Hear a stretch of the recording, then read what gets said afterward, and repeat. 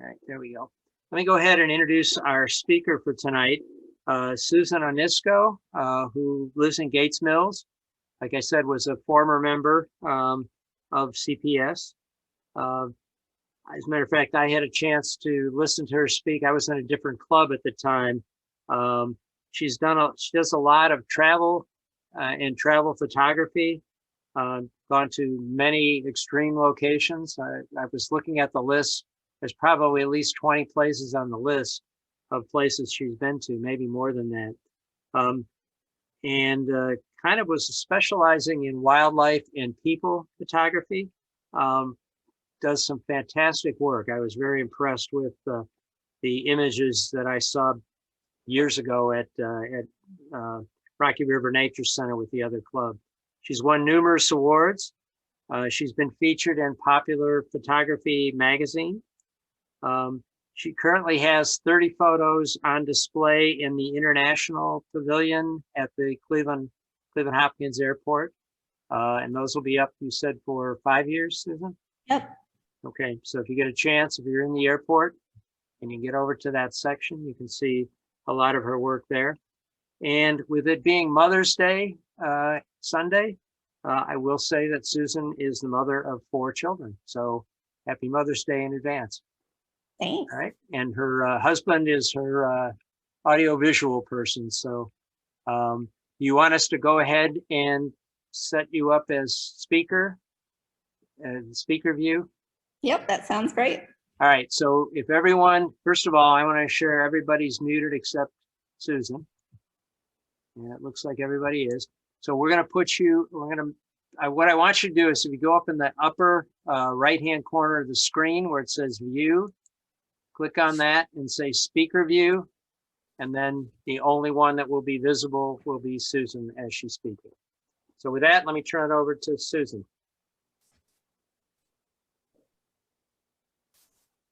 All right. I think we're all set.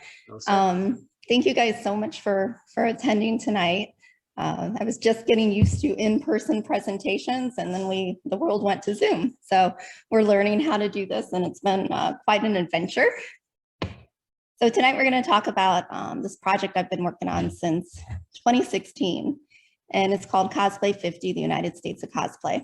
So I usually go into this and I presume people know what Comic-Con and cosplay are, but I often find out that people don't.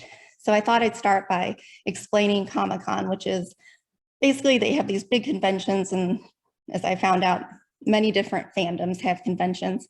And we go to Comic-Con conventions, anime conventions, and it's basically a celebration of all things geeky, I like to say.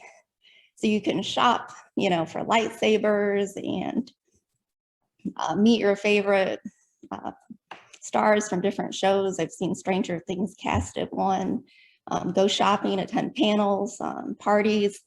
And people who go to these conventions, they often dress up in cosplay. And that's basically just dressing up in a character from a book, a movie, or a TV show, video game that they enjoy.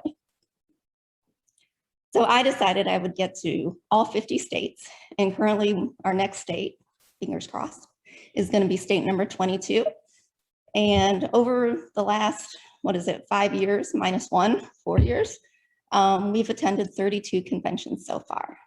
What I do is I take a full studio to these conventions. So we load it up in a van and set it all up. It takes, half a day to set up. And we invite our favorite cosplayers off the floor in for a free photo shoot. So tonight we're going to talk about how I got into this genre, lighting setups, gear that I love, if you're into studio photography, how I try to get creative with it. And I've just been really fortunate that I get to combine my 2 loves of travel and cosplay photography.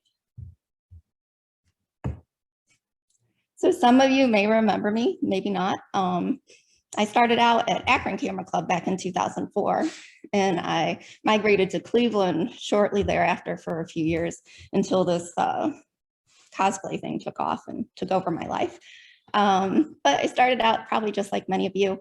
I was bringing photos of my kids to competitions and getting absolutely horrible scores, probably some of the lowest scores you've ever seen. And I quickly learned that I had a lot to learn about photography. So I was, at the time, Popular Photography magazine was in business. And they used to run these photo treks where a professional photographer, usually a pretty famous one, would take like 20 people to say, I went to Michigan, and they'd set up photo shoots and you'd learn about your camera. And it was really nice because it was sponsored by Nikon, which was what I shot.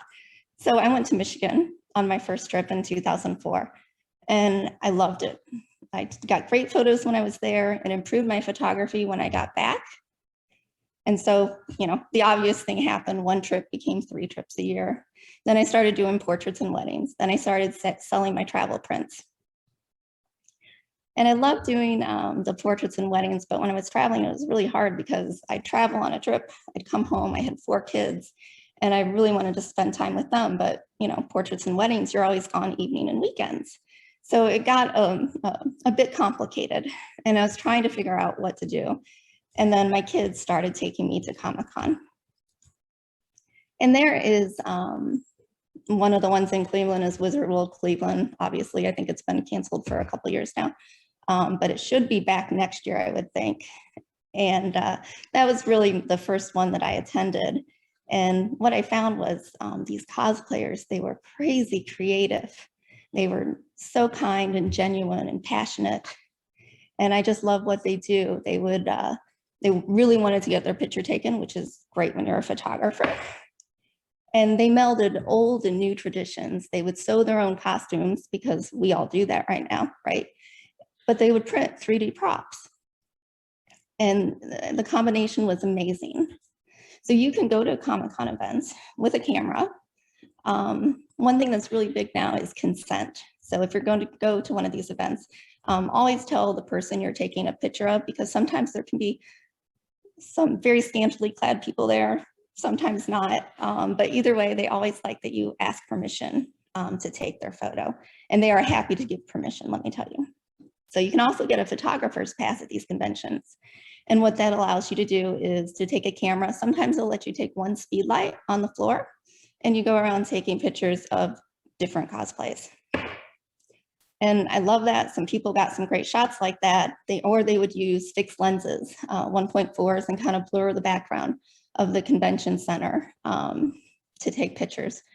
But the more I met these people, the more I loved the culture. It was so welcoming. My kids are kind of quiet, kind of like me, introverted. And I watched them go to these conventions and just blossom. And all these other kids who were dressing up, very shy and quiet, they would get in front of people in these costumes. And I had a Joker one time say to me something like, you never, I don't know the exact quote, but it was something like, you never know who's behind the mask. And I thought that was very interesting, and that these people could be so free when they're behind a mask. So my daughter got really into cosplay, my oldest, and she's in the Robin cosplay here. And we went to Las Vegas one year for Comic-Con out there, and Stan Lee, many of you probably know Stan Lee, creator of the Marvel Universe, and no longer with us, but a great guy. She went to a panel where he was speaking, and he actually called her out and had her stand up and look at everybody because she had such an amazing cosplay on. So, you know, we excitedly, you know, signed up for the costume contest out there. And well, you can imagine, it's Vegas. There's some very small cosplays and some very well-proportioned people.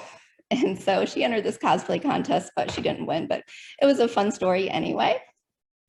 And so I kept thinking about these amazing cosplayers that we were seeing everywhere. And I started calling around and emailing, trying to rent a room at one of these conventions.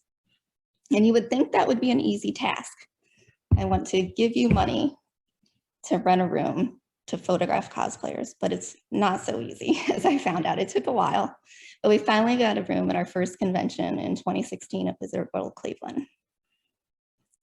And I honestly can say, I didn't really know what I was doing. I knew a little bit about studio lighting then, but it was kind of like trial by fire. And my family, as you can see here, were many times my assistants.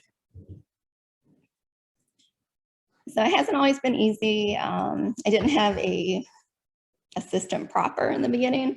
So what I would do is I would load all my equipment up into my minivan and drive cross country to all these different conventions. I'd have travel friends that would meet me there and be my assistant for the weekend. Then we'd pack it up and I'd drive back home. And that was great. But what ended up happening is I was mostly teaching people how to set up things and move things around. And I'm not a spring chicken anymore. I had some injuries. Some of you may actually have had the same injury being in the photography industry, which is tennis elbow. And that really took a toll on me for a couple of years. Cortisone shots kind of helped, but yeah, I usually plan these events out a year in advance, and my travel trips even more than that. So resting really wasn't a great option. So if you have that problem, there's something called platelet replacement therapy, PRP, I think is what they call it.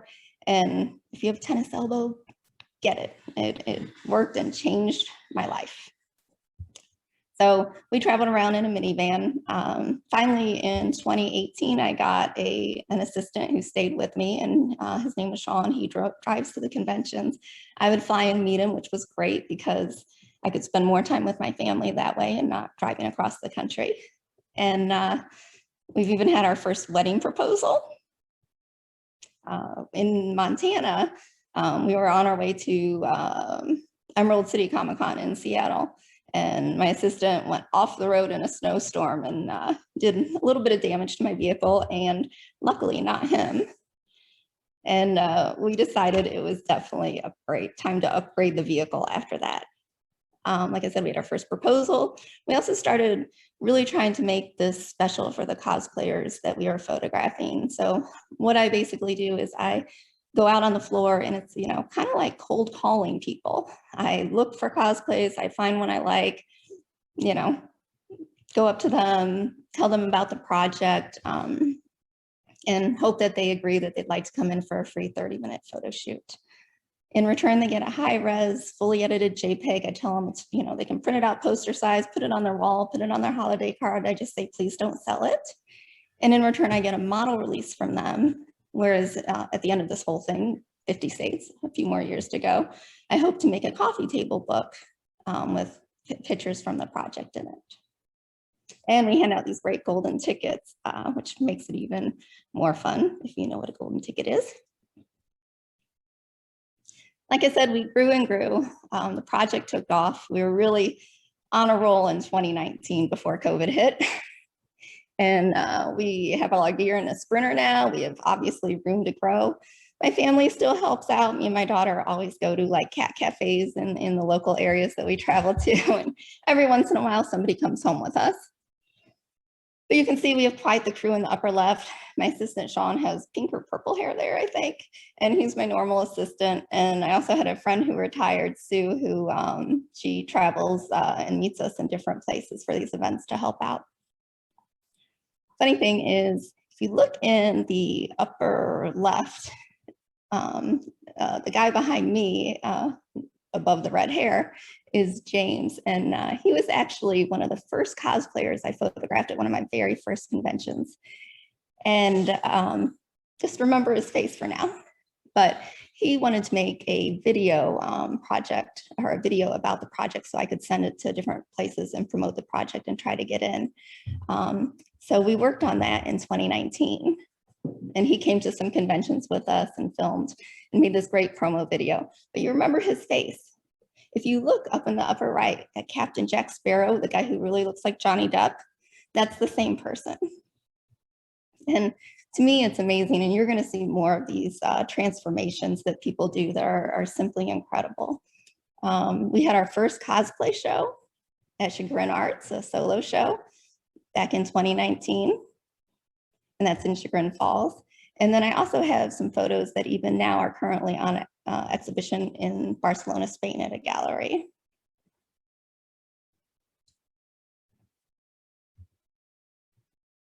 So when I first started the project, I didn't know quite what I was gonna do. My original thought was to photograph cosplays before and after, like somebody before they get ready and then when they're in cosplay. And I quickly found out going to these conventions that that really wasn't an option. Most people take, you know, up to like 3-4 hours to get ready, and then they come to the convention. or they dress up in a different cosplay each day, or they only come to the convention one day. So my original thought really didn't work. And, you know, the more I looked at these cosplays, it was like, I wanted to make each individual cosplay special. I wanted them to have different backgrounds. I wanted them to have different lighting. And so that's how I ended up doing this. However, 2019, I met one of my favorite group cosplays I've ever seen. And I photograph mostly individual cosplays. For this one, they were really close though and tight knit. So we smushed them together on a background and got a group picture of their gender bend Disney villains. Now, a gender bend cosplay is when somebody just flips the gender. So like here, our Gaston, you know, is really a female. And she's actually the creator of all these amazing cosplays that you see. She sews them, comes up with the concept. These were college friends who just meet up at different conventions and they come up with a different group cosplay each year. Truly incredible. You know, I think you can say that, would you know who that person is? Probably not if I mixed them up.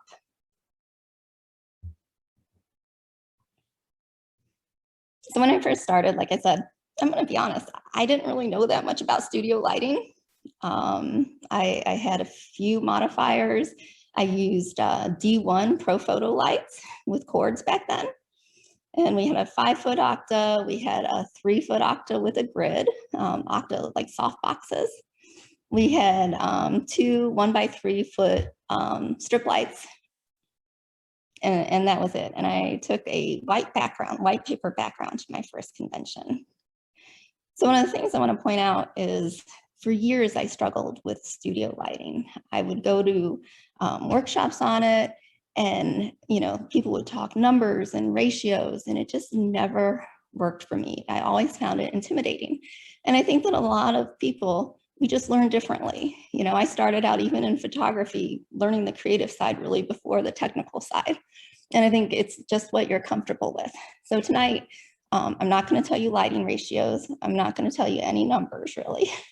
All I do for my lighting is I shine a light on what I want people to see and I put a shadow where I don't want people to see. And all I do is turn the power up, turn the power down. I mean, we're pretty much all digital today, so that's super easy to do. Take the picture, look on the back of your camera, and then adjust the light. So at my first convention, like I said, I took a white paper background. And why I did this was, one thing I did know was that I shot with a 70 to 200 millimeter lens. If I stood really far back on a white paper background, normally I shoot at f8 at these conventions, but I could even stop down to f16 and make that background gray or even black. So I photographed this beautiful Daenerys at my first convention. And I also photographed her amazing boyfriend, who was Jon Snow. And here in the beginning, I'm going to tell you, I didn't know where the project was going. So I don't have behind the scene photos in the beginning, but I've made these lighting diagrams that I hope kind of explain the lights. You know, basically I have a 3-foot Octa shining onto my model.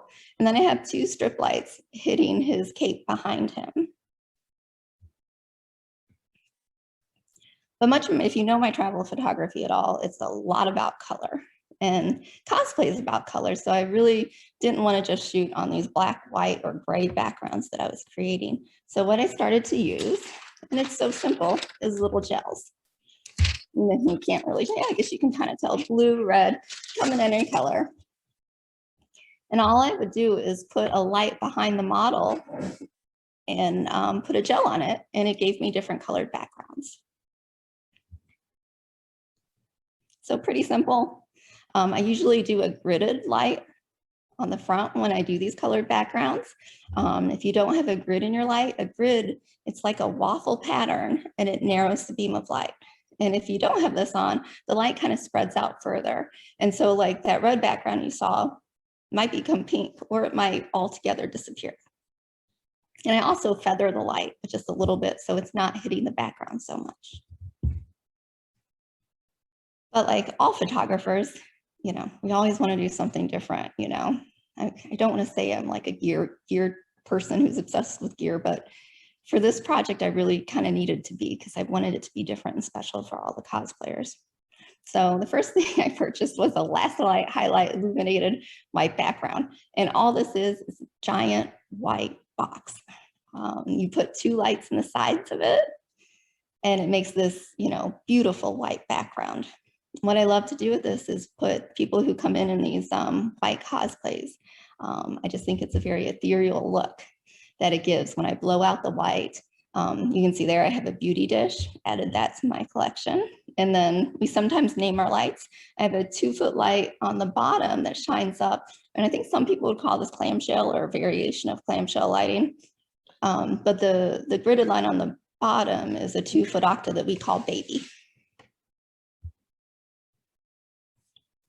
Sometimes we'll use 1 light source. I mean, this is 2 lights, but it's actually 1 light source. And it just creates the most beautiful light graduating to shadow on the face and body, which I love. I love the challenge of photographing these white cosplays with white backgrounds and trying to make sure, you know, you hold the detail in all of them. This Anastasia cosplay, I think we just used that white background and the baby light for this. So we left a little bit of mystery on the one side. And sometimes we get cosplays that come in that are crazy beautiful. And I'll be honest, sometimes I don't know what to do with them. I put them on all different kinds of backgrounds. What I used to do is I used to lay out all the backgrounds I have in the room. And so we have like a lot of pop-up backgrounds, kind of like big reflectors with different patterns painted on them. And so I'd show the models when they come in, you know, if I didn't know the character, which one do you think would work best?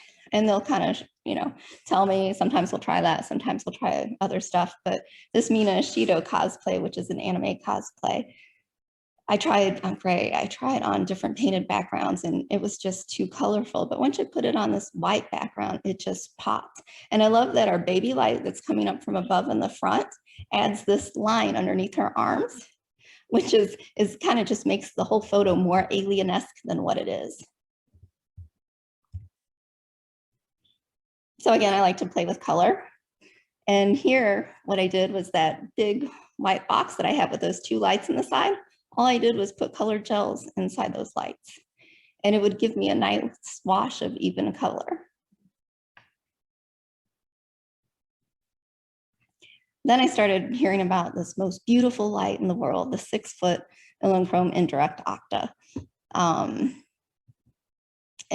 I got it, and I have to agree, it is absolutely beautiful. The thing that makes this light different is all of my other octas and Profoto lights, they shoot out. So the light shoots out, it hits the diffuser and comes out, and it's nice and soft and beautiful, and that's great. But for this light, what happens is it shoots in first. So it shoots in, hits a silver reflector inside, and then spills out, and it's huge, 6 feet, and then spills out to your model, which makes it incredibly soft and beautiful. And this is one of my first cosplayers I photographed. Wonder Woman, this is Morgan. I actually approached her at ColossalCon in 2016 because, I mean, she looks just like Linda Carter, right? So I approached her and gave her the spiel, and she's like, I'd love to. She's like, but you have photographed me before, which was very strange because I'd only been to 1 convention at that point. And I was racking my brain trying to figure out who the heck she was. She ended up being this blonde doll at Wizard World Cleveland. Totally did not recognize her, and you're going to see a lot more of her tonight. This is Hawk Girl. Same thing here. I use that big white box behind, and then I have the 6-foot octa lighting her in front. And then, you know, I think the way I learned lighting was not traditional, and I really just started playing after that. Why not put that 6-foot octa behind and blow out the background on these white cosplays, and put the one that I had behind in front up on chairs because my model obviously was wearing some high heels that day. And then I also, and I'll talk more about these V flats that I use later on, but all I have is a light shooting into that and just spilling more light onto the model. And I think a lot of people think that the people that I shoot are actually models. Some of them, sure, some of them are professional cosplayers. Some of them actually do model on the side, but for the most part, the people that I photograph are really just like you and me. And I know I'm not exactly comfortable on camera at times. And I can tell you, for us, that's the hardest job when we go to these conventions. It's not getting the people to come into the room, and it's not photographing them and setting up the lights and getting a picture that they like. The hardest part for us is actually making everybody feel comfortable when they come into our room. So more fun stuff. I received this for Christmas one year. It was an eyelighter. And basically, it's what you see, a semicircle reflector. You put it under your model and a light from above, like we were doing before. And all it does is it creates this beautiful catch light in the bottom of the eyes. And I'm just going to point out now, you can easily do this in Photoshop. And especially now, I think there's about 1 million tutorials on how to do this. But for what I try to do is I try to get it all in camera as much as I can, because I really actually don't enjoy sitting on the computer editing photos all day and night. This is one of my favorite cosplayers we use that highlighter on. And this was Steampunk Elsa. And just totally creative. I love when people come up with these cosplays that they just have a different theme to them, or they're a mashup of another cosplay. So I love those bright, white, airy cosplay looks, but you know, I always love dark and dramatic. And so this Edward Scissorhands came in during Colossal Con, and I love when cosplayers cosplay characters that they can really relate to. And this Edward cosplayer, he was a very moody, emotive kind of guy. And I really wanted to create a photo that felt that way. So one of the things I made was a Cove of Darkness. So all this photo is being lit with is that one beauty dish from overhead. And I just had Edward sit there and kind of move his head around. And it turned out great. I was using some V-flats here. I don't even want to talk about these because in the beginning I had to have everything fit in my van. So these are Westcott Scrim Gym book lights. And they're kind of like V-flats. They're puzzle pieces kind of that you put together and then you put fabric on. Super complicated, 30 minutes to set up on their own. And there's something out there now so much better that I will share with you. So once Edward came in, I started to really get into this dark and moody look. So this is the Joker, of course, and we really did the same lighting setup with him. We did the V-flats on the side, we did the light overhead, and this is before the eyelighter was out. So all we did was take a silver reflector and he was seated and we had him hold that in his lap. And that created that eerie kind of catch light in the bottom of his eyes.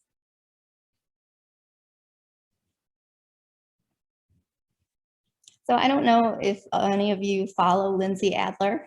She's a fashion photographer out of New York City, photographs beautiful, stunning models, and her lighting is over the top.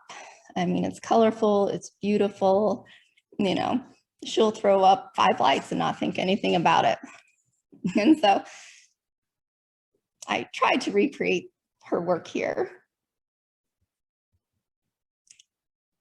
And we used 5 lights. This is a Moondragon cosplay, and I apologize for my blurry photo on the right. You know, I was by myself trying to take an iPhone photo of the back of my screen. I'm sure many of you know what that's like. Not exactly an easy thing to do because then the LCD times out, whatever. But we have 5 lights here. Now, when people put a bald cap on, it covers their head, but sometimes there's a lot of wrinkles, crinkles, and dried makeup, dried glue on that bald cap. So if I'm ever photographing anybody who wears one of these bald caps, I try not to highlight the head. So that's why I'm using, and I can even show you guys, I started using these 5-degree grids. It's a super tiny modifier for your light. But what it allowed me to do in that photo was narrow the beam of light and have the top of her head, which wasn't exactly perfectly formed, hide in shadow. And that's what I mean when I say I light what I want you to see and I put shadows where I don't want you to see. We also added some gridded lights, strip lights, you can see them in the picture, facing forward, and that kind of edged out her in her cape. And then we threw up a green gel light on the background. We also added a little light to her one side as that kind of faded into darkness in the original image.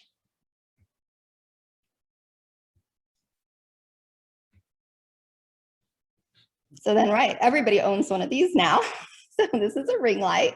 It probably used to be kind of fascinating to people, and now many people are using it, so it's not so cool.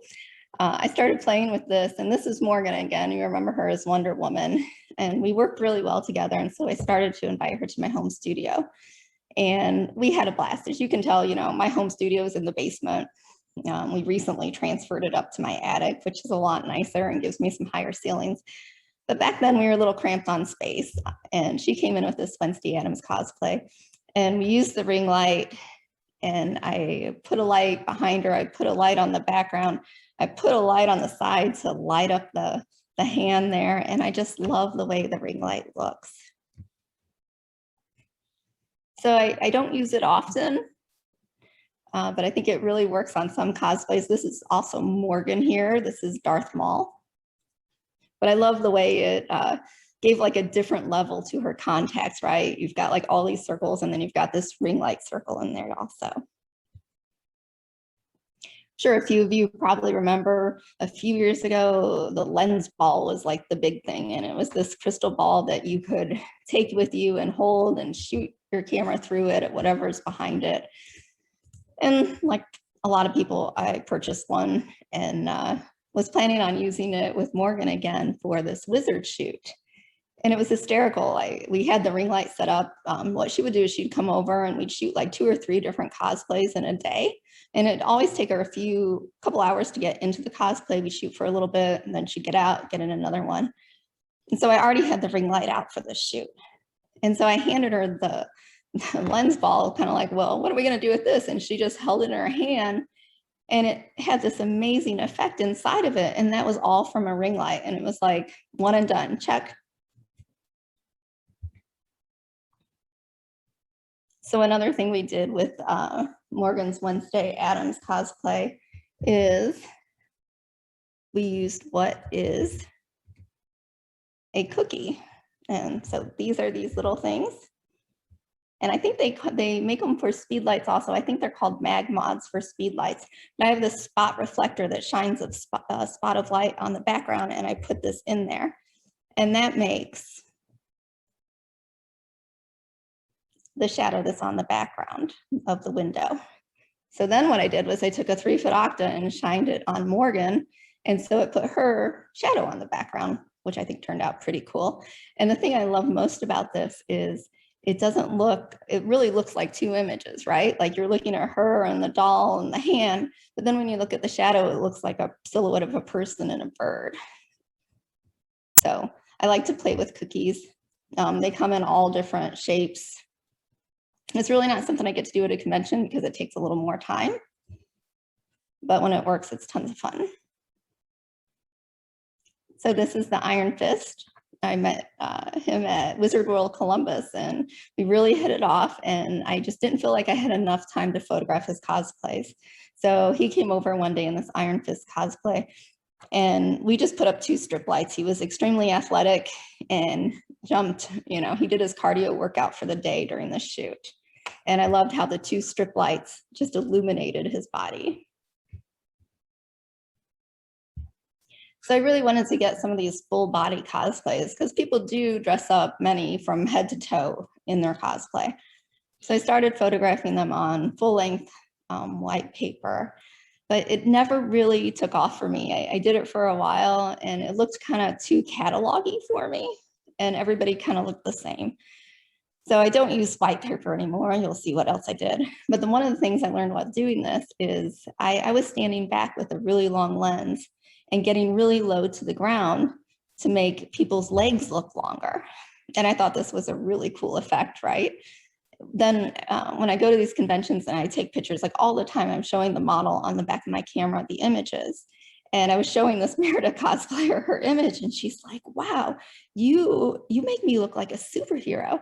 And then it dawned on me, you know, I was just doing it to give everybody long legs, but by being so low, it also created this empowerment pose, this superhero effect to the cosplay. So like I said, I didn't like the white full-length portraits, and black full-length didn't really work either. So I ended up settling on gray paper, and I used Savage Fashion Gray. The whole roll is like 60 bucks. It's 9 feet wide, which is great because I can fit like 2 huge ball gown cosplays on it. And, you know, I think it's simple and it doesn't really compete with the cosplays, which works. So I met this Cruella cosplayer in Texas in 2017. And to tell you how in character these cosplayers are, I went up to her and she was shopping. And I'm like, you know, I gave her the spiel, you look beautiful. I'd love to photograph your cosplay. And she looked at me totally in character and was like, oh, darling, I have seemed to have lost my puppy. Can I come up later when I find my puppy?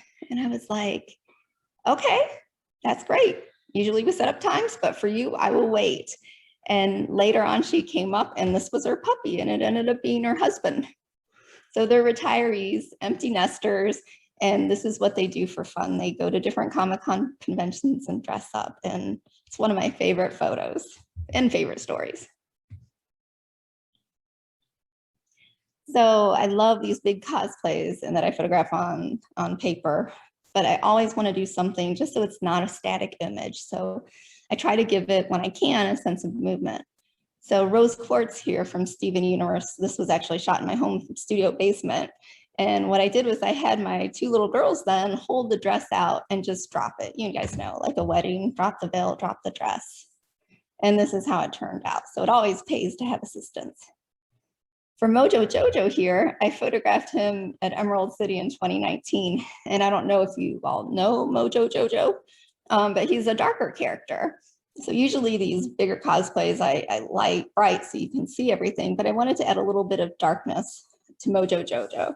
So for the lighting effect, I have my big 6-foot octa, but where his cape is, I have a light shooting into that white B flat and coming back. And so that actually allows there to be some shadows, if you notice, in the cape, and a little bit of darkness in the front. Adds a little more mystery to the whole image. But my assistant was doing other things, and sometimes it works out this way.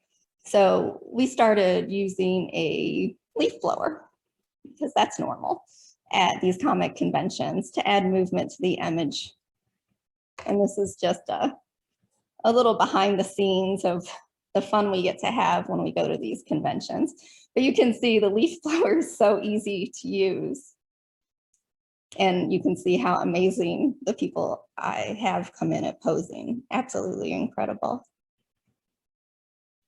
And then you get the models that come in, the cosplayers, and they're like, oh, you want movement? I'm Esmeralda, I will just dance. And they just dance and twirl around, and you put 2 big light sources on either side of them and just hope that your flashes keep up. And on our paper backdrops, I'd like to point out, we're usually on carpet. So we take a 4x8 melamine board and we put it under the paper, and that's where the models walk on. So like if they're in heels, their heels don't, you know, poke through the paper. We don't ruin the paper so quickly. But the longer I did this, I realized, you know, maybe the paper, the gray backgrounds isn't the answer for us. We had this amazing cosplay in Michigan, and we got her and her in service, or her training dog in service. And let's just say he was very new, I think, to being a service dog. So once we got them on there, we got like 5 shots. We didn't get a ton of shots with this dog, and really I don't shoot that many dogs at conventions, so it was a treat anyway. But as you'll see, the paper kind of got all bunched up on the bottom. And so that's a lot of work in post for me. And I kept thinking of, in the back of my head, how am I going to make this so this doesn't happen again? And sometimes we get the paper backdrops and I get a group cosplay that I can't pass up because it's absolutely so incredible. I'm trying to remember what these are. These are paper mache heads that they made. And then I think they had actually twisted corn stalks to make the shirts. I mean, this was an amazing feat in Louisville. But as you can see, I wanted all of them and they barely fit onto my backdrop. And this is a typical lighting setup I would do. I'd put a 6-foot octa on one side and I think that's a 5-foot octa on the other to try to get the light even across everybody. So the size thing is a real problem. This cosplayer from Florida, her wings actually spread out really wide, but I couldn't fit them on my backdrop. And one of the things I always ask for is a super long room. I'd love a 20 by 40 room. And the reason being is these bigger cosplays, if I stand back with my 70-200 lens, I can compress them into the background. And it's always funny when I have friends or other photographers come in and they're like, oh, just let's try a different lens, blah, blah, blah with this, make it a little more dramatic, whatever, 24-70. And if you have a 24-70 on this, you won't get her on my backdrop. So that's why I use a 70-200 lens. And I always orientate my paper where I'm shooting to be able to go out the door, which sounds insane, but you have no idea how many times the cosplay's been too big. And I've actually been in the hallway shooting them.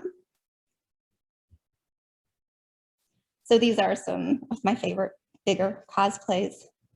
And there's definitely some nostalgia going on. I remember Penelope Pitstop, Miss Starlet, and I love seeing these, like there's a lot of Harley Quinns, a lot of Jokers at these conventions, but when I can get these kind of rare and obscure cosplays, I always try to grab them. Here's my normal ball gown setup, I guess you could say, but I've added one light here and it's an overhead light. So if you've worked with studio lighting, you usually do a hair light, which is a light that hits the back of your model's head.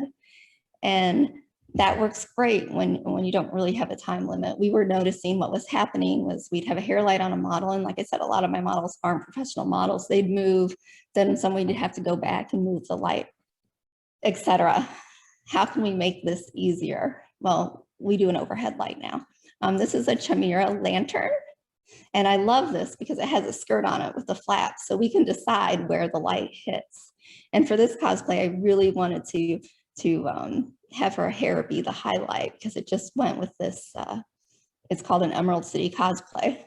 A lot of people cosplay people from all these different genres, but some people actually come up with their own cosplay and it's called an OC, an original character. And this is what she created. She sewed it. I love the yellow brick road coming up. And she, of course, wore that to Emerald City Comic-Con. This is another big build we did. Maleficent, just absolutely stunning. But like I said, I was realizing that a lot of times our 9-foot backdrop wasn't big enough. So what do? So I found gravity backdrops. And it's a very slippery slope when you get one of these. They're actually, this one is 13 feet wide, which is pretty big. But when I had this Claws in Effect cosplay come in at Holiday Matsuri in Florida, if you're into the holidays and you're into cosplay, you must go to Holiday Matsuri. It's held in Orlando, Florida, the beginning of December, mid-December, and you get a lot of cosplayers that tweak their cosplay to be a holiday cosplay, or you actually get Claws in Effect here coming in. And I love their props. I actually chose not to do them full length because with their props, everything was really wide. So I knew I was going to do a waist up shot with them. I used my overhead light because I really wanted to accentuate the antlers on effect. I thought the highlight on those worked really well. We have our baby light hitting down below, so give a little more detail in the shadows.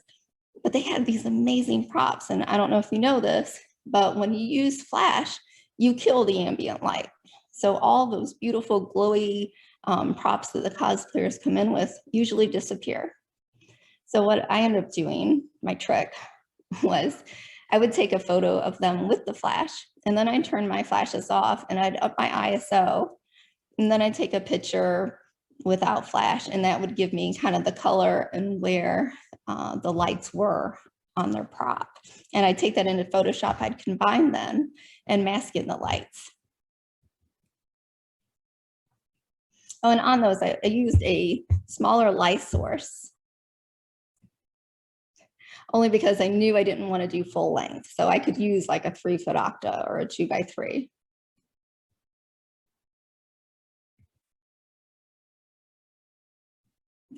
So right before COVID hit, I had this great idea to get a portable dance floor.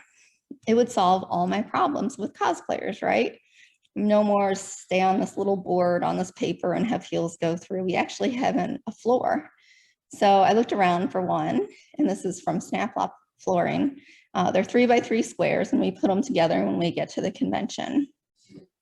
And then when COVID hit and I was at home working out, I actually put the floor down and ended up using it as my aerobics gym. So it actually has saved me again and again. So I took this, we actually had a convention, if you believe it, this year, 2021, our first one in, oh my gosh, you know what? And just so you guys know, it's almost like I'm kind of trying to skip a year sometimes. This was actually this year, 2021. Sorry about the sign, the letters that say 2020. And we went to our first convention in 14 months. And I found this great Davros cosplay from Doctor Who. And I was so excited because I knew we had a big backdrop that would fit.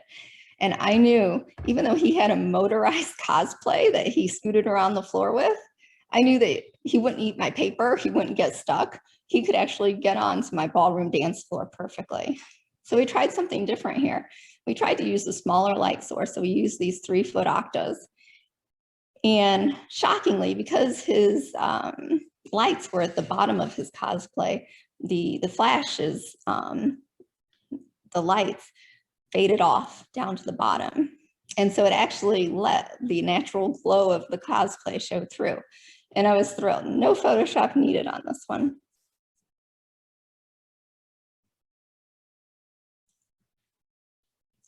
So that's a lot of talk about these big builds and big cosplays. And I love photographing them, but creatively, you know, there's not a lot you can do. I'm usually using big light sources. I have a few setups that I can do. But what I really love is waist up cosplays, because then we can really have fun. So I'm going to talk about these collapsible backgrounds, and all sorts of companies make these if you start looking for them. Lastolite, Savage, Denny Manufacturing, and they all roll up just like a reflector into a bag, probably the size of your reflector, and they pop out and come to life at a convention when you need them. So when I look at somebody who's cosplaying, I'm like, what's most interesting about the cosplay? And this was spot on, the new Harley Quinn. But one of the problems I have is a lot of cosplays, they have white in them. And I always find that, you know, if they're all white, it's one thing. But if they're, you know, white shoes or a white shirt, that can be really distracting. And I really want everybody's attention at the person's face when they're in a picture. So that's why I did this cosplay waist up. We have 2 strip lights hitting the background. We have that beauty dish hitting our model. And then by looking on the back of the screen, I realized that the one side wasn't getting enough light on the little streamer tinsel things hanging down. So that's why we added this other light hitting into the V flat, and then it shot back and added some detail into that and some light. And these are the V flats that I want you to look at if you're getting some. And they're from V Flat World, and they're absolutely amazing. They just came out a few years ago. They're totally collapsible. They fold probably like a 3x3 square. Love them.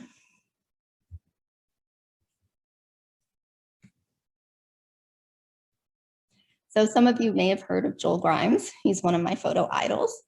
And I was watching some tutorials from him, and he created in his studio this thing called a wedge wall.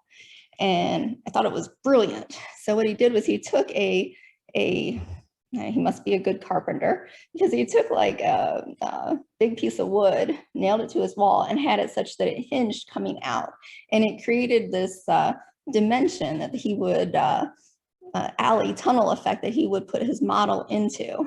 and then he'd light from there. And I thought, you know, that's always what we're trying to do. We're really trying to make like the 2-dimensional, 3-dimensional. And I thought, can I do this with something that I have?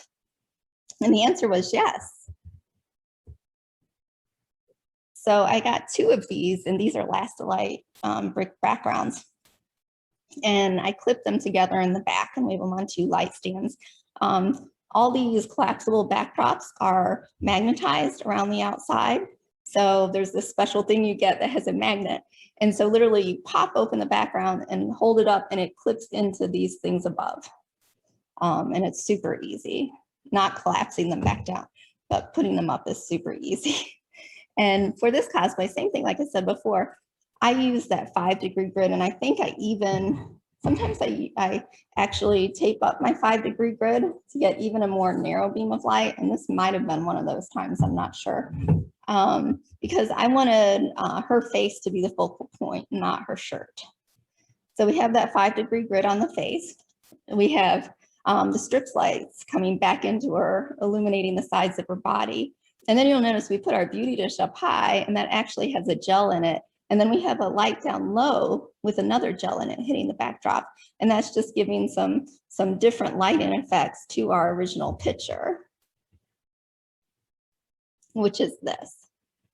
So I just find it amazing what you can do with light and shadow.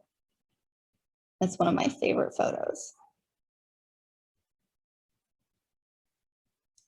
So then I'm sure you guys know, all know who Dr. Strange is. This cosplayer, this was his first cosplay. And I believe he had made the cape, which was actually a huge feat. A lot of cosplayers come in and, like I said, they have these props that light up. This Dr. Strange, his prop didn't light up. It was not lit. And we thought, how can we make this more interesting? So we actually lit up his disc. So we have a 3-foot octa on our model. We have a strip light hitting the backdrop. We have another strip light that's going to hit his cape, because I know I'm going to have my assistant go behind him and throw up the cape. And then we have this little dinky speed light with a green gel in it. And that the goal was to hit his disc. And I'm not quite sure how we did it. Because if you notice and you saw that lighting setup, one would think the cape blocked the light, but somehow magically, the magic of Dr. Strange, it lit up and we were ecstatic. So I photographed another Dr. Strange last year at Rhode Island Comic-Con, and his disc did light up. And I really wanted to keep it lit the way he had it. And so we actually thought, well, let's just not shine a light on it. So we used a grid that hit the model's face. Same thing here, we had a strip light that kind of gave some light and shadow to the backdrop. And we had a baby light illuminating the front. With this cape, as you can tell, there's many assistants there trying to get it to fly. The fabric was different, it was silkier, and we could not get the flowy look we wanted. So I had one model hold and drop, and then the other model, or I'm sorry, the other assistant held the cape and shook it. And then my other assistant, James, who somehow got wrangled into this whole thing, added a little bit of air with the leaf blower. So an absolutely insane setup, and it looks ridiculous, but the photo I really think turned out pretty well. And we maintained the light. I didn't have to do anything in Photoshop, and it was great.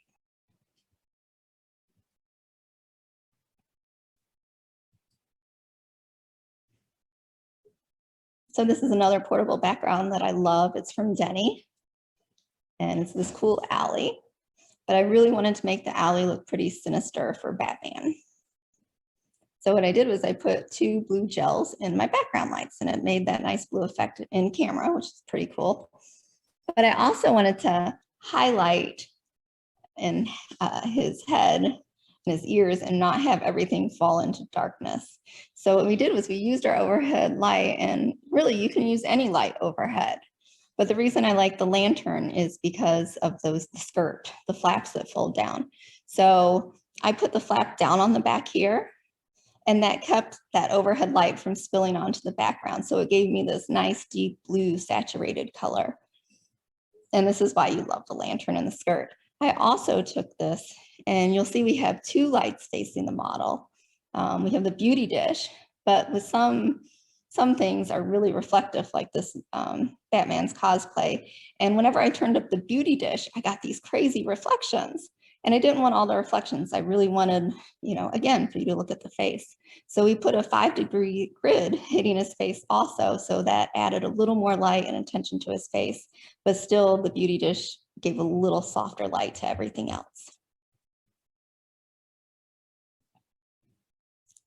And this is Klaus. And I don't know if over the pandemic, you've got a chance to watch The Umbrella Academy. It's one of my favorite shows. I finished season 2. And pretty much I've told you all this lighting stuff. You don't need to know it. You just need to know that some cosplayers completely embody the character they're in. I met Klaus at Emerald City, and I thought he just walked off the set. That's how amazing and in character he was.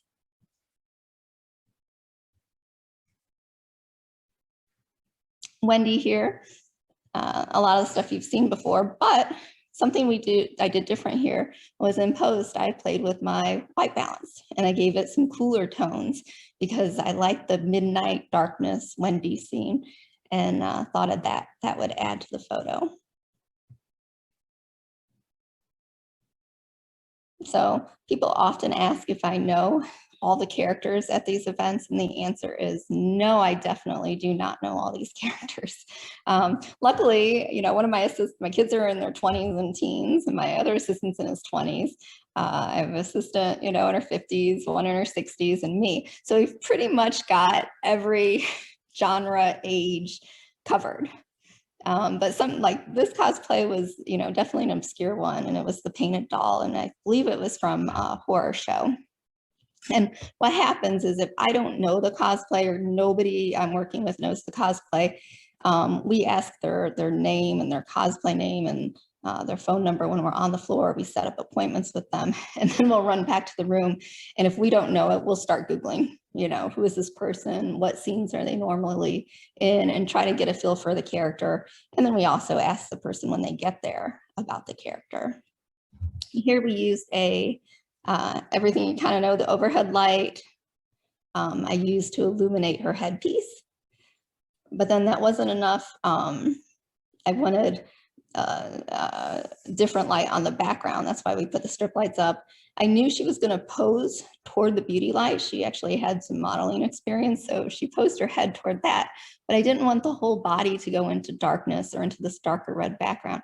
So what we did was we put a umbrella, which I don't use a lot, but we put an umbrella there at a low power, and that gave a little bit of soft light to that side of the image.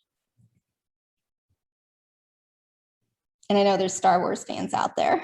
I have to say I haven't shot a ton of Star Wars cosplays, only because some of these bigger genres like Star Wars and Star Trek, I'm really holding out for an actual convention. I think it'd be so cool to, you know, I'm shooting Star Wars this weekend and just have tons of great cosplayers at an event, and they're actually from all over the world that come to these events. So that's what I'm holding out for my Star Wars and Star Trek and some of the bigger genres. But I do shoot some. And here, you know the drill. This is a Lastolite backdrop. We're using our overhead. I did add that light on the right because I really wanted to accentuate the ears and the hip on the model. And then those are like all of my collapsible backgrounds that I use. You know, they're super portable. They're easy to set up. At times they're easy to take down too. Sometimes it takes a little more effort to bring them down. But Denny Manufacturing makes these incredible backgrounds that are these hand-painted canvas backgrounds. And they're absolutely stunning. They're a little more to take with us. You know, they just kind of roll up and go in a box. So they're longer. But this one is the gray cloud one, and it has been the most versatile background I've ever used. And I'm betting you know why. I can put gels in my lights and make that cloud background any color I want. Like the red genie here, who actually was also Dr. Strange. And then in New York, we photographed this white tiger Zord from Mighty Morphin Power Rangers. And again, you know, the cosplay was absolutely stunning, but I wanted attention drawn to her face. So we used a 5-degree grid to light that. We turned that 3-foot octa power down lower, so we weren't blasted with light from the cosplay. And we made this really interesting brownish color from like a red and orange gel. And on the front here, I don't think I've mentioned it, but we used a flag. And basically a flag is just a piece of fabric that blocks the light. And the problem we had here was the model's sword was picking up this weird reflection and getting blown out. And even though we turned her such that that wouldn't happen, we were still having a problem. So we ended up just taking that baby light and blocking it with the flag. One of the most interesting experiences I've had is I was at Florida SuperCon, and usually on convention weekends, the first day is kind of slow for cosplays. So, you know, we look around the floor, and I found these body painters who were doing amazing work, and they were at a makeup school's booth. And I'm like, wow, this is absolutely amazing. And I have to say, I was a bit intimidated because I'm like, oh, the legality of photographing their works of art, and are the models going to agree, and is the makeup school going to agree, and is the artist going to agree? And it was so funny. A lot of times all you have to do is ask, because I went up and it ended up being, I don't know if any of you watch Skin Wars. It's a reality TV show. Look it up if you haven't. It's fascinating. And I met Avi Ram and Kyle Vest from Skin Wars season 2, and they are amazing artists. And this is some of their work. I've never photographed body paint before. It's beautiful, it's interesting. If you ever photograph body paint, make sure you get your models as soon as they get done. Sometimes we'd have models come in because they want to show off, you know, the beautiful work that was done on their body. So they'd walk around the floor, and then the paint would dry and chip. So that was actually a lot of work in post. When they originally came out, they looked amazing, but after a while walking the floor, it all kind of dries up. So some different post work done here. You know, they wear pasties. They have these little tiny bands on for the undies, and it's a lot of cloning and skin smoothing to make that all appear seamless. But I would photograph body paint any day, actually looking for like maybe a body paint convention to go to and photograph. And here I'm just showing you, I just think it's a really cool cosplay. I love the prop that she made here for Bumblebee. And we're using that same background just with some blue lights, blue gels in the lights. So these hand-painted backdrops, I love. There's a lot of more nature pastoral scenes, and they work for a lot of cosplays. And for this one, I used this overhead, and you know, everything on this cosplay was made by this cosplayer. It was absolutely amazing. We used a small grid on his face because when we used the 3-foot octa on him, everything became reflective. We have the baby light, we have the overhead hitting the backdrop.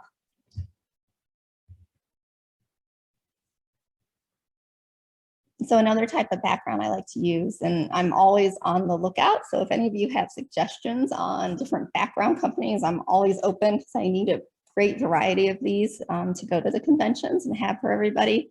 I found PhotoPie backdrops, and these are cloth backdrops that are wrinkle resistant, which are great. And they fold up and they don't take up a lot of space. This is the Night Queen when Game of Thrones was really big. And then I'm sure some of you remember Rufio from Hook.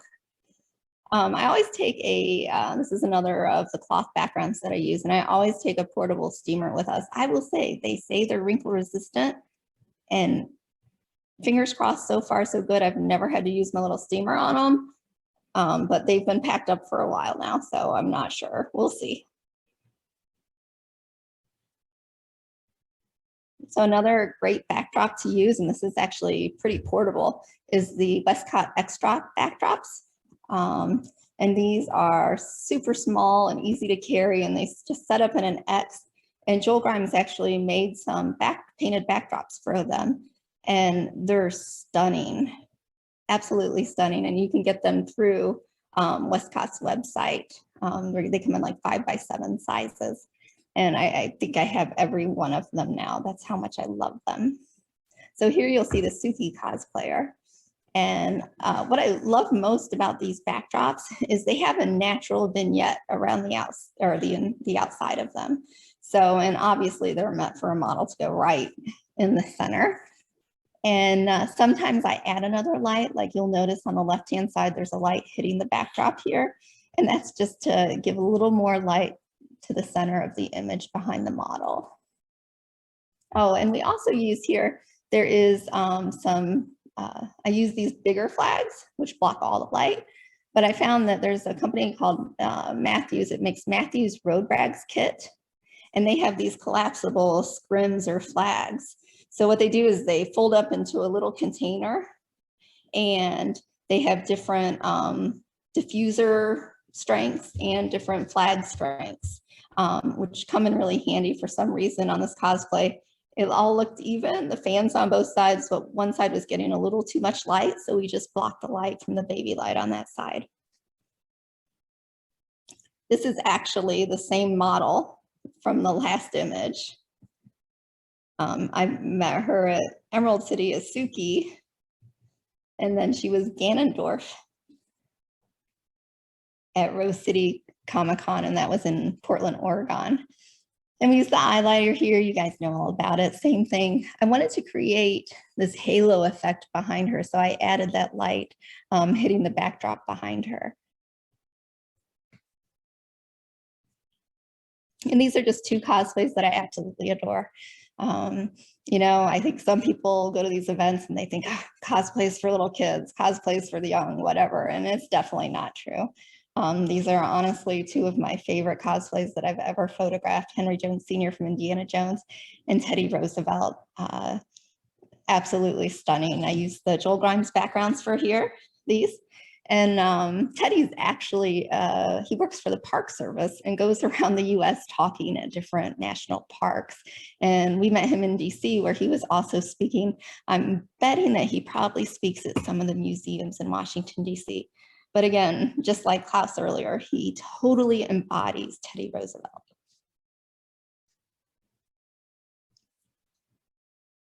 So I think a lot of people think, oh, I just photograph really elaborate cosplays and cosplay professionals and such. And the truth is, this kid, this was his first cosplay he'd ever done.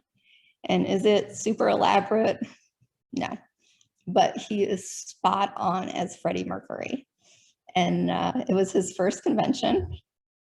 And we brought him into the room and, we're like, everybody's kind of confused. I think it's a little overwhelming coming into our studio at first because we have so many lights and things going on and people are coming in and out. And so this first time convention goer came in his cosplay and, I'm like, well, do you know any poses of your character? And he's like, well, and then I'm like, well, if you're on the floor of the convention, is there anything that people ask for your photo? What do you do? And he goes into this pose and I'm like, are you kidding me? Like, absolutely stunning. Like we had the overhead light on to illuminate the backdrop. And that ended up being my main light here. We put I think all these lights are actually on really low power, just to fill in the outline of his body. But I have to say he nailed it as Freddie Mercury. And I honestly think he went out and just bought a microphone. So these Joel Grimes backgrounds are very subdued colors and neutral color palette. And sometimes, we're running late and we don't get to spend a lot of time with models that we'd love to spend hours with. And this was in Holiday, at Holiday Matsuri in Orlando, Florida.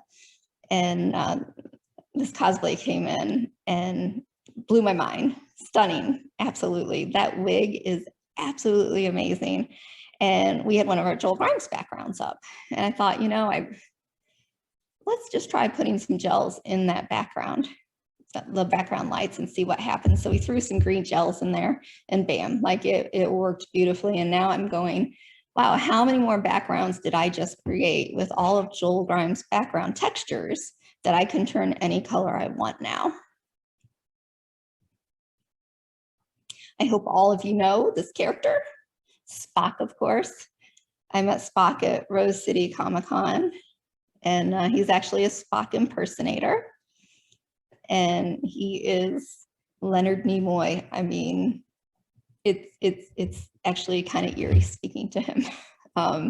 You know, me and my assistants were kind of like the ultimate fans, you know, can we get our picture with you?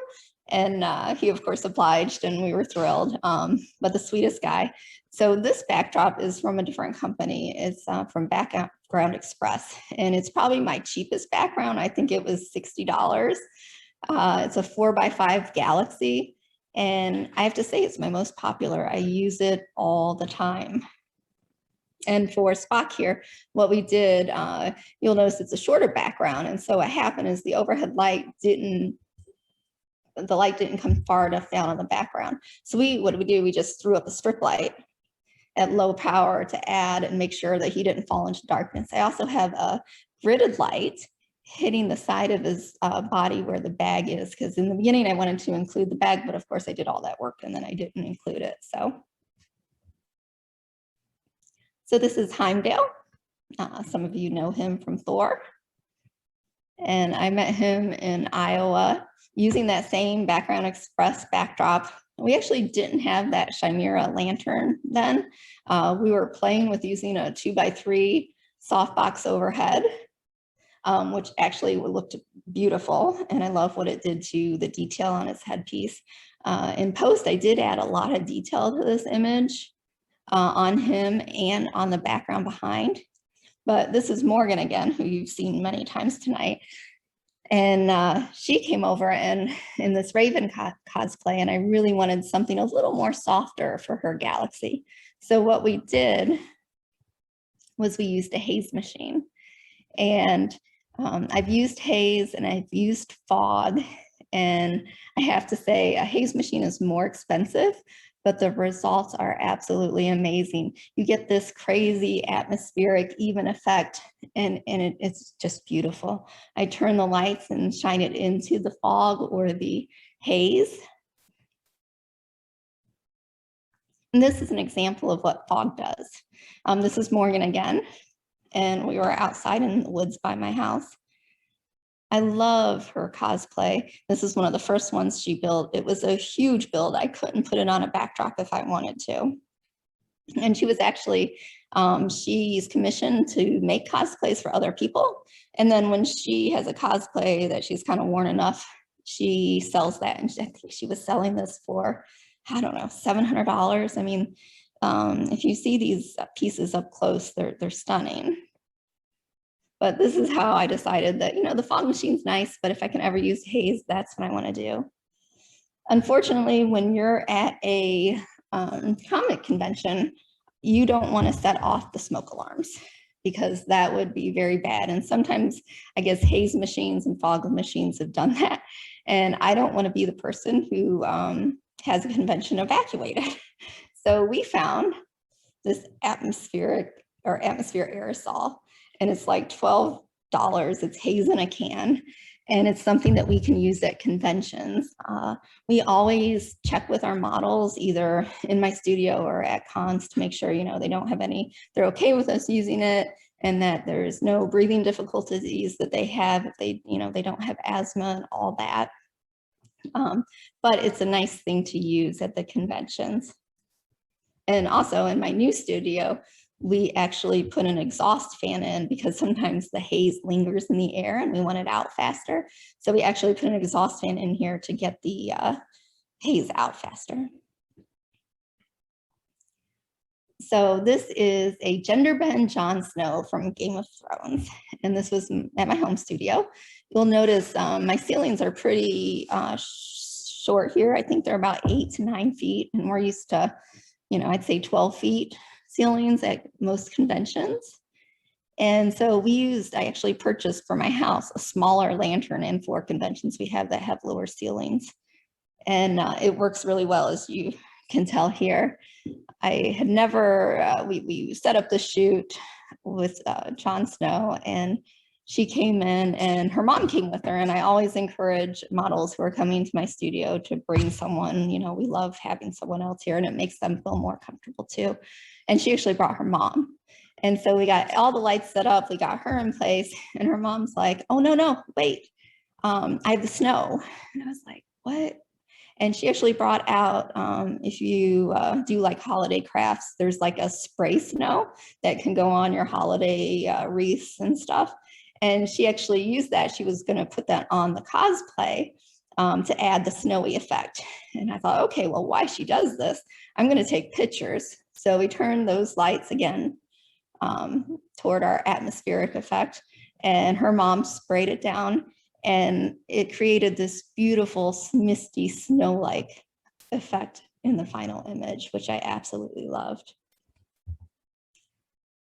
And I don't know if you recognize her, but this gender bend Jon Snow was actually one of the first cosplays I photographed. She was Daenerys Targaryen at my first Wizard World convention. So, and she had the boyfriend who was Jon Snow, who's no longer with her, but now, you know, she cosplays Jon Snow also, which I think is absolutely amazing. Again, crafted the entire costume, stunning work. Light painting, you know, I'm going to put it all up here. I love it. I think it's super creative. It's really hard to do at conventions. You know, we've got, you know, you've got lighted exit signs, you've got cracks in doors, people walking in and out. You know, it's really hard to get a room dark to do this. But if I have the chance, you know, I use a tripod. I actually took a lighting workshop with Dave Black many years back, and we use these little pen lights to light paint the models. And so it's best if you have your model seated, you hit their face with a white light and just click once and done. You're at F8, 30 seconds. You have time to move around and do this. And then you can also use the lights on the backdrop. So I have different colored pen lights. I have like red and blue. And then I have ELB lights, which I don't know if you know what these are. You can get them on Amazon. They're super cheap. Most people actually use them on their cosplay, but they're just like these little battery operated lights. And, you know, you can imagine during a 30-second exposure on a tripod, if you're behind the model moving them, it creates this crazy flame-like effect, which is really cool. And we also, another thing you can do is when you're done using your pen light, go back to your camera. You have 30 seconds, so you have time. Defocus your lens and then paint the background. And then it gives this soft effect to the background, like in the Captain America photo. So this is shake and bake. It's something, again, it takes a little more time to get a photo this way. So sometimes we don't get to do this at conventions. We really do it in our studio at home. Basically, you have a small strobe with a grid up high aimed down at the face of the model. And you have a different light source hitting whatever you want moving, the cape. ISO 400, f8, a fourth of a second. You can play with your shutter speed, but you get this really cool effect. And I find that it works really well for lighter colored fabrics. Darker color fabrics, it's harder to show up, but it's still a really cool effect.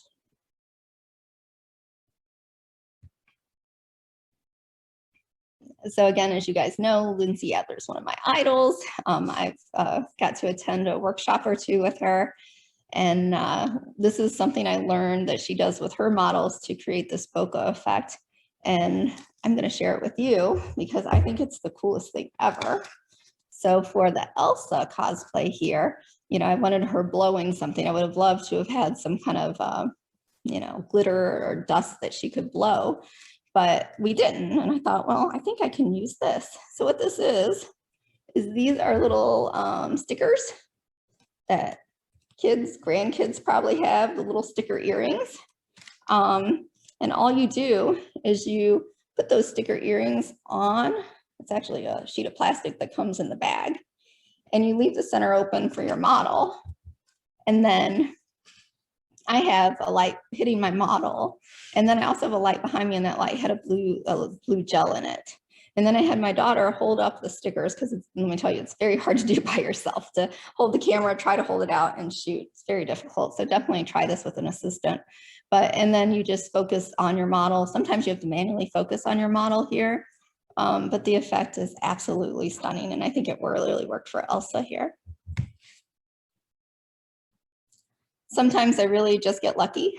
I set up lights one at a time, and I usually show the model what each light's doing to them. And they can tell me if they like it or don't like it, which is great. This Carmen Sandiego model, we put up one light and I went, ah! And then we continued to put up 4 more lights, and it was an okay image, but definitely not, it didn't have the impact that the one light image had, which was just saying Carmen Sandiego to me.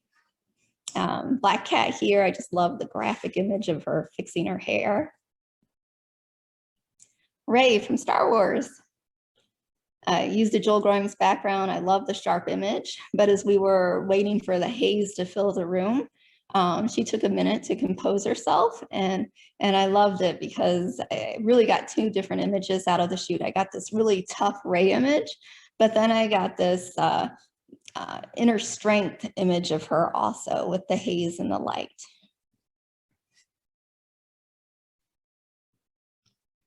So the best thing ever is to travel to different states and go to different conventions and actually find people you know there. It's wonderful.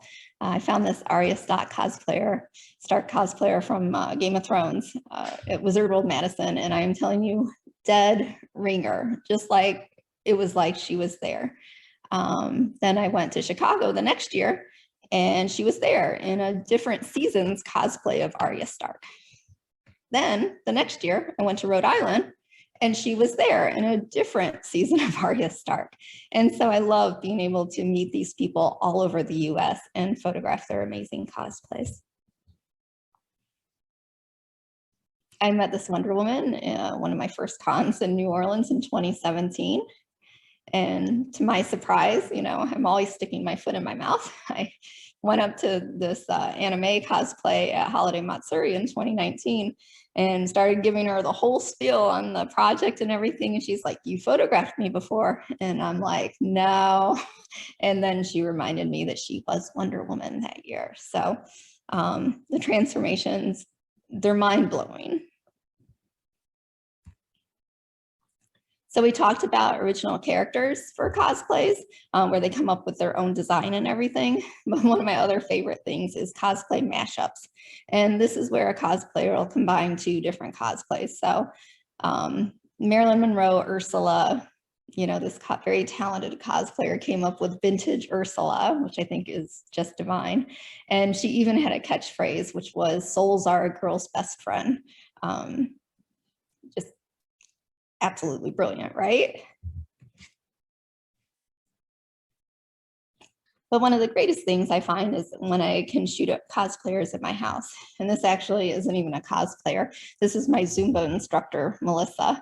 And she loves doing face paint. So she came over in this Dia de los Muertos face paint and the flowers. And I was like, you know, this is stunning. And I started to think back. I had a photo from Lindsay Adler that I really loved. And what she did was she ordered different mirrors on Amazon with all these graphic designs on the outside of these mirrors.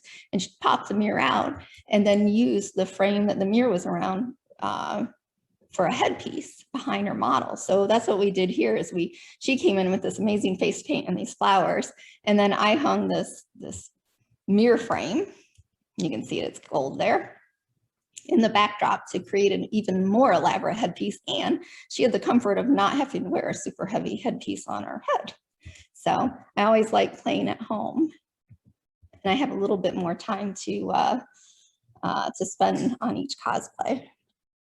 And this really, honestly, I know if you know studio lighting, maybe even if you don't, it kind of looks like a lighting person threw up. And you know, what happens is, again, I don't know the cosplays that people come in with. Sometimes they'll just send me a couple pictures. Oh, this is, you know, kind of what I want to recreate. And so this is what this 2B cosplayer I wanted to recreate. And we actually got pretty darn close with all that crazy lighting and flags. Minus the graphic design factor, which the final image she had on it. So it's wonderful. You know, I think a lot of people are intimidated by studio lighting. And if you just start playing around, you're going to find that you love it. So we've had quite the adventure up to now. Like I said, we're going on state number 22, 34 conventions down. You know, we've met Spock and I've met Mork. I've met Mr. Smee, met the Blues Brothers. I've had my family help me out. My assistant even got painted by Avi Ram and Kyle Best when a model didn't show up at Florida SuperCon. The Sanderson sisters. I get my exercise every day when I'm at a convention. Convention centers are very big. And I even in Iowa somehow, not knowingly, scheduled Princess Peach and Zombie Princess Peach for back-to-back photo shoots, which you can see horrified Princess Peach.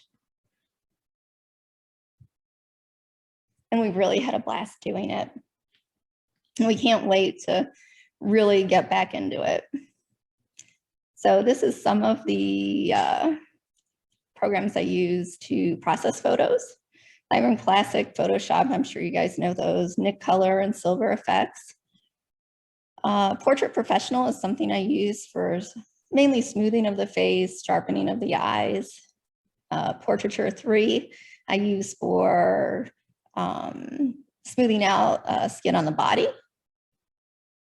And On1 Effects, Alien Skin, Topaz, I use those mainly as things to add detail to cosplays and backdrops and masking it out on their skin, of course. So I've really gotten to play during the pandemic. This is a normal out of camera image for me. And usually I'm, you know, just doing minor touch-ups and adding canvas. But during the pandemic, I started to play with a radial filter in Lightroom. And boy, is it fun. You can add light and shadow everywhere, right? I get a lot of questions as to why don't you use green screens and just put your backgrounds in later, which is a brilliant idea, I admit.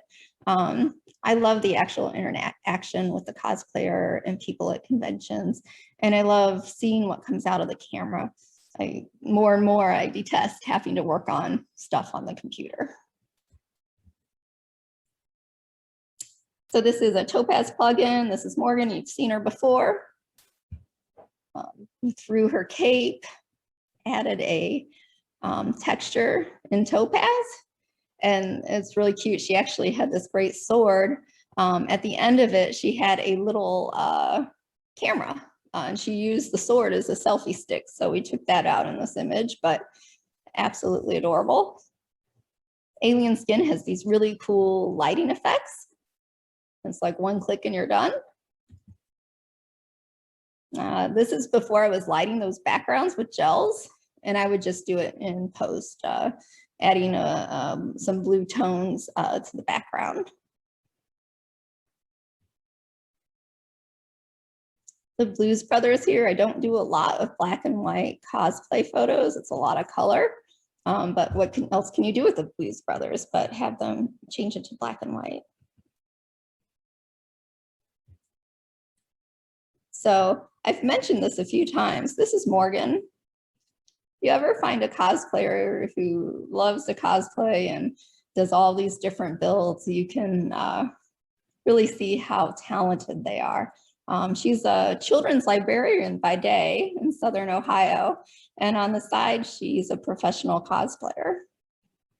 And she makes all these and somehow looks like old and new Wonder Woman. So these are our upcoming conventions.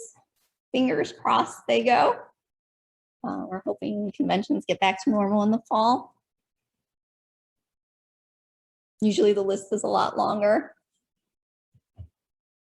And these are some of the photographers that I follow. You probably have heard of most of them. Lindsay Adler, Chris Knight, Joel Grimes, I know I've talked about.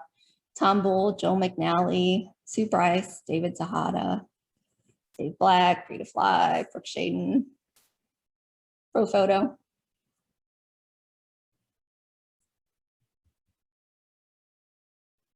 And that's all I have. You guys have any questions? Yeah, I did have, first of all, a comment. You know, for somebody who didn't know much about lighting, you really got into it quickly. I'm amazed at how much gear you've got and everything else. So I do want to comment on your Edward Scissorhands. That was a fantastic image. Talk about dramatic and really, really great. Do you know, can you kind of estimate what one of those costumes, I mean, they obviously put a lot of money into these. Do they, you said somebody was a professional cosplay person. How do they earn their money from that? You know, I think they get a little bit of money when they attend conventions. They'll give panel discussions on, you know, how to mold different warbler and different things that they use for their props. Mm-hmm. They have booths there and they sell prints of themselves and images. They also commission these cosplays. So you know, a cosplayer will be out there and some of these probably aren't made by them. I know a lot of them actually are. But you can have one commissioned and you send, you know, it's like sending a seamstress your measurements and they create a bust of your body and then they create the cosplay that you want for them. Wow. Let me see if we have any things in the chat. It says, Photoshop makes okay photographers look good, but your use of light and exposures is exceptional. So is your vision. Great work and an exceptional presentation. Here's a question. How long do you typically spend photographing one character? You know, we actually spend about 30 minutes with one person. So we set up time slots throughout the day of 30-minute increments. And, you know, by the time we get the person in, sometimes they're in an amazing cosplay and they're actually getting stopped like every 5 feet by people at the convention wanting to get their pictures with them, like Spock. And by the time they get into the room, we sit down, we talk about backdrops. You know, if I don't know the character, are you a happy character? Or, you know, tell us about your character. We have them sign a model release. We probably have, I'd say 20 minutes with each person. Okay. One other comment, you have invested a lot in time, energy, and gear, and you don't charge for the photos, question mark? Not yet. Not yet. You know, it's something I go back and forth about. Like I said, I have a family, I have 4 kids. I, you know, will never be the photographer that goes to Africa and spends 6 months, you know, working on a personal project there. I don't have that kind of time. But the time that I do have, I can go to a convention, usually with my family, and photograph for the weekend. So this has kind of become my personal project.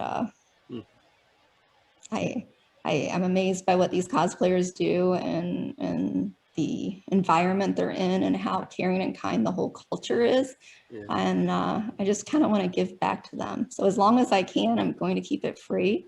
I also always wonder if I can have people pay me to take their photo, but like at this far along in the book, I don't need 500 Harley Quinns.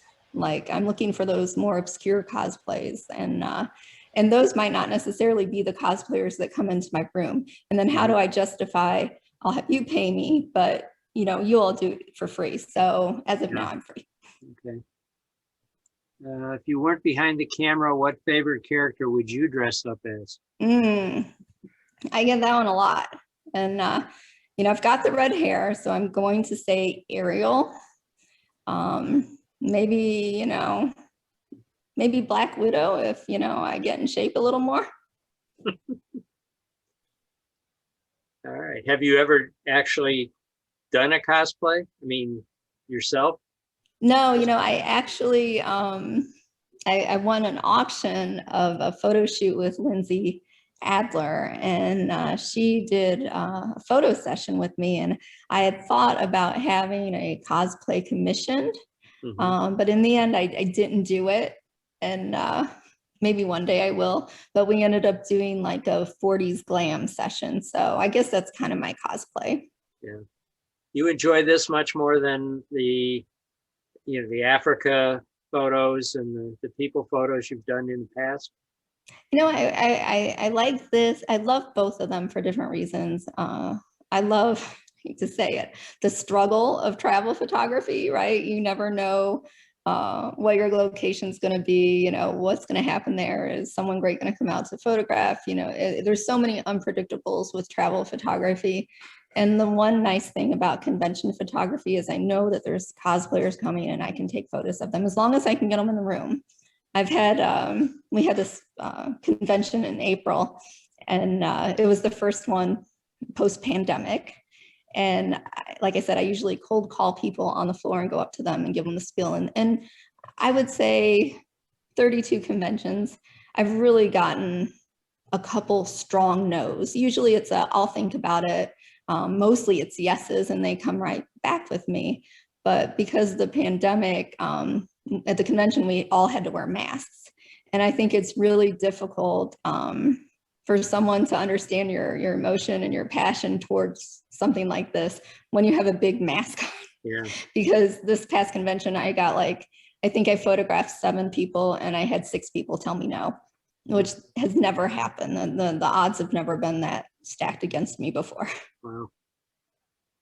Looks like one other question. Any pointers for photographers at a con to take better floor pics of cosplay? Just kind of tips. Yeah, I mean, you can definitely use your prime lenses, shoot at 1.4, blur the background. I've seen actually people on the floor using flashes and flash photography, think high-speed sync, taking your shutter speed higher than 1/250th to darken down the background, and you're gonna get something like a black background with your model lit. Some people, and I don't know if they actually rent the space in the hallways, but some people do set up mini setups in the hallways at these conventions. A lot of that is green screen, and they're doing a lot of posts on it. But if you like to do something like that, that doesn't take up as much room as what I'm doing. All the crap takes up all my room. Ever get referrals from people who you have photographed? Yes, and I have this promo video now, which I have a lot of cosplayers who I photographed in there telling about their experience and everything. And yeah, word of mouth is big too. Like I said, I'll go to different conventions and I'll have, the same cosplayer that I photographed 3 years ago there. Yeah. And they'll tell their friends, oh, let's go do this. So, and that works out really great. Good. All right. Any other questions? If you guys want to unmute yourself, any other questions? Nope. All right, what did I do? Hopefully I didn't lose you. There we go. Okay. Well, thank you so much, Susan. This was great. Really enjoyed it. Some fantastic photographs, and I think maybe it's a challenge for all of us to get out and do something like this. So. Yeah, I know, especially now. Yeah. All right. Well, thanks again. Everyone, stay safe. Hopefully you'll attend our year-end thing next week, and we'll see you soon. Okay. Again, thanks again. Thank you guys so much for coming. Thank you. Take care. Bye-bye. Okay.